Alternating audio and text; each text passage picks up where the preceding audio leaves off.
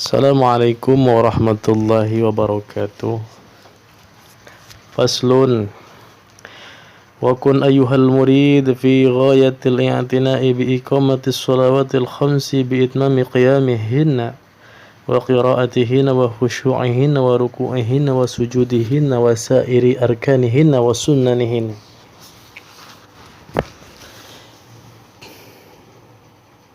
Pasal selanjutnya adalah menerangkan untuk bisa senantiasa mendirikan sholat yang wajib, yaitu yang 5 waktu.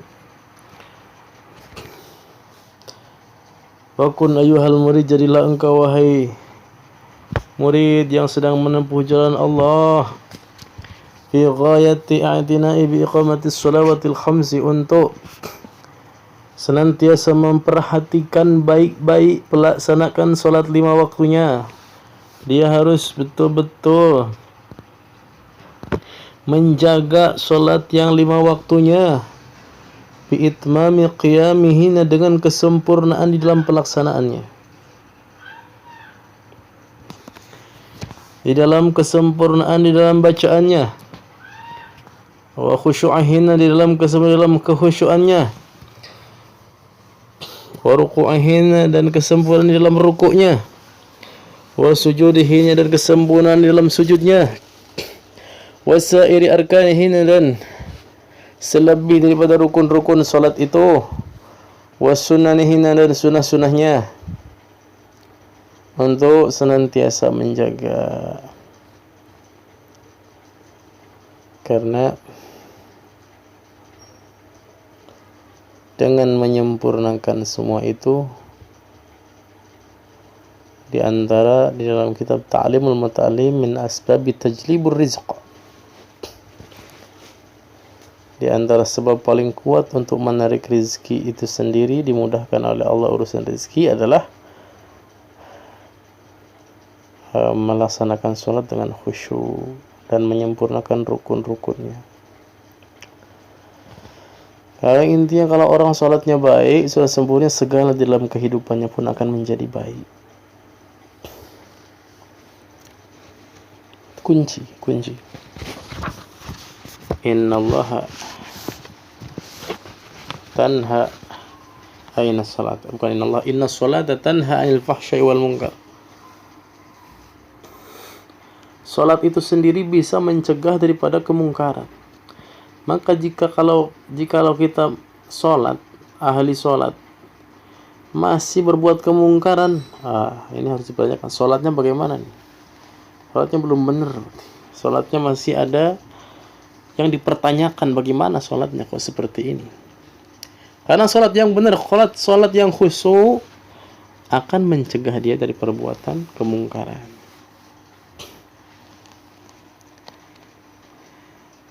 Wa ash'ir qalbaka qabla ad-dukhuli fi shalah.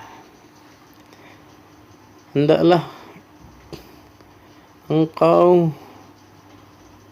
menghadirkan hatimu, menghadirkan perasaan keagungan Allah, keagungan Allah di dalam hatimu, qabla ad-dukhuli, sebelum masuk di dalam sholat, sebelum melaksanakan sholat.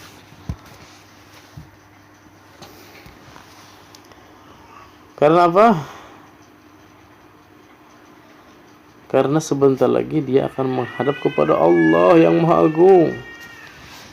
Azamata man turidul wuqufu baina yaday jalla wa ala. Karena aku akan menghadap raja yang sangat berwibawa.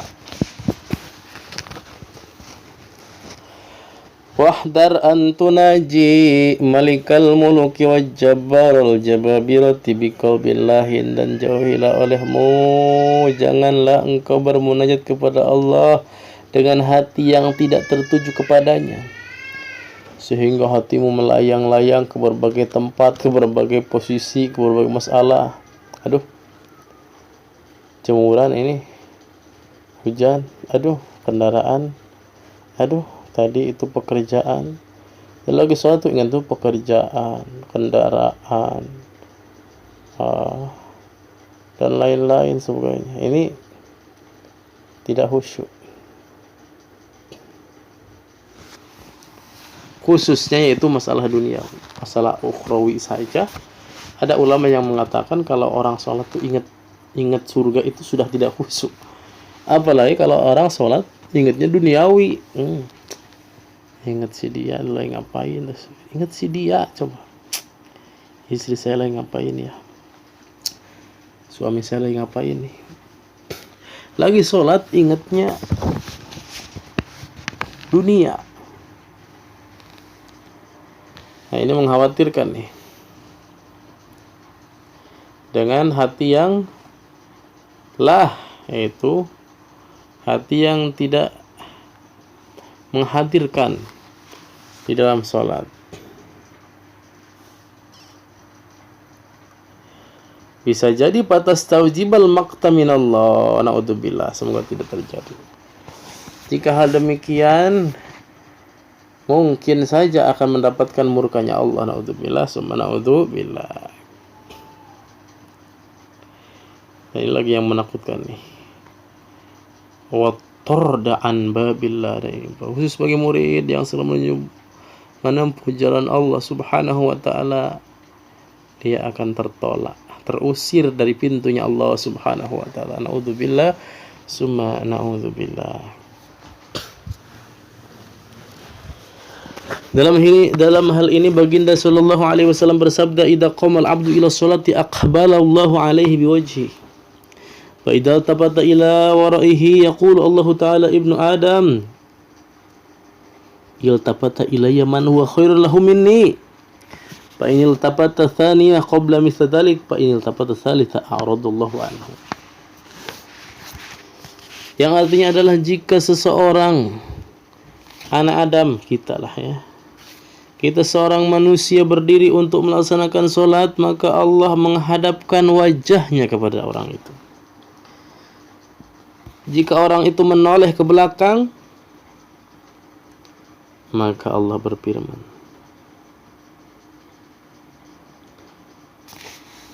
Ibnu Adam iltafata, putra Adam telah menoleh kepada yang lebih baik baginya daripadaku.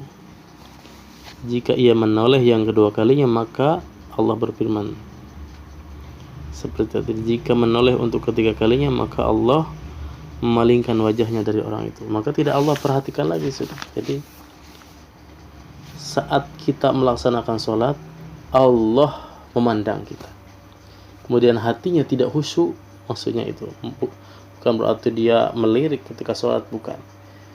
Hatinya tidak mengingat Allah, tidak mengagungkan Allah subhanahu wa ta'ala, maka Allah pun tidak akan memperhatikannya lagi. Na'udzubillah, summa na'udzubillah.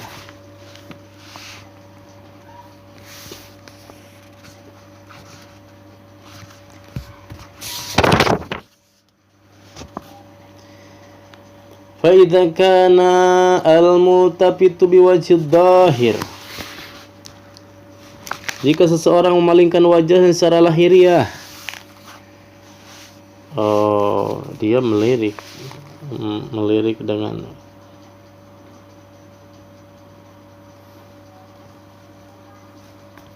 yu'ridullahu anhu fakaifa yakunu halamal yatafit biqal. Benar tadi makna yang tadi adalah dia sedang sholat itu menoleh matanya kanan kiri atau dengan pandangannya ke kanan kiri.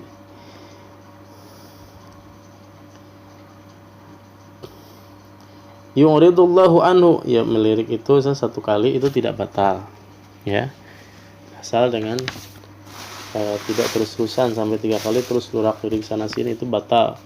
Kalau hanya sekali lirik kemudian ada jeda seperti membaca kulhu, maka itu tidak batal. Tapi ini sudah tidak khusyuk seperti ini pun. Fa idza kana al-multafitu biwajhi dhahiri yu'ridullahu anhu, jika seseorang memalingkan wajah secara lahiriah, maka Allah subhanahu wa ta'ala memalingkan wajahnya pada orang itu. Fa kaifa yakunu halu man yaltafitu biqalbihi fi sholati, maka Bagaimanakah jika seorang malingkan hatinya dari salatnya kepada urusan dunia dan segala kesenangannya?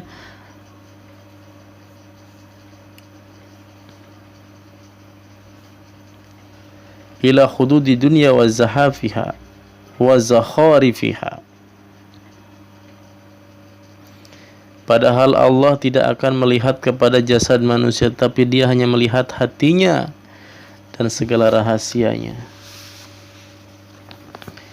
Ini Allah subhanahu wa ta'ala la yanzuru ila as-sami wa dhawahir wa innama yanzuru ila qulubi wa sarair. Itu kalau kita melirik dengan kepada dunia dengan hati, Allah hanya memandang hati, tidak memandang jasad. Tidak memandang jasad. Wa alam anna ruha jami'il ibadati wa ma'naha innama huwal khuduru ma'allahi fiha.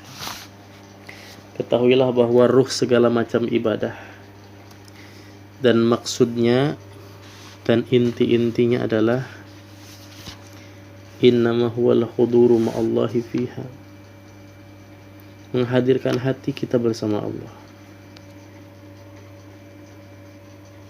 Paman khalaj, siapapun yang hatinya kosong,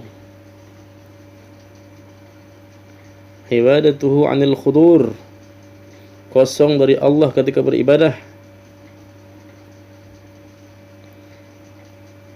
fa'ibadatuhu haba'um mansurun, maka ibadah hanya sia-sia belaka, tidak ada artinya. Wa mathalul ladzi la yahduru ma'allahi fi ibadati, dan perumpamaan orang yang tidak memfokuskan hatinya kepada Allah di dalam beribadah adalah mathalul ladzi yuhdi ila malikin azim, perumpamaan seorang yang memberi hadiah kepada seorang raja suatu wasifatan maitatan, bangkai. Dia berikan kepada raja itu bangkai yang busuk. Au sunduqan farig, atau peti yang kosong. Kama ajdaruhu bil uqubati wa hirmanil mathubati. Tentu saja orang itu ia akan disiksa dan tidak akan dimaafkan. Ini kurang ajar sama Allah subhanahu wa ta'ala. Maka ayo semuanya berusaha kita di dalam beribadah. Yang pertama, yang terpenting, jangan sampai kita melalaikannya. Yang kedua, berusaha untuk khusyuk di dalam sholat, karena menghadirkan hati ketika sholat itu sangatlah penting. Bagaimana kita menghadap presiden atau menghadap orang besar saja, kita betul-betul ini menghadap Allah subhanahu wa ta'ala, rajanya daripada raja-raja. Itu saja. Wassalamualaikum warahmatullahi wabarakatuh.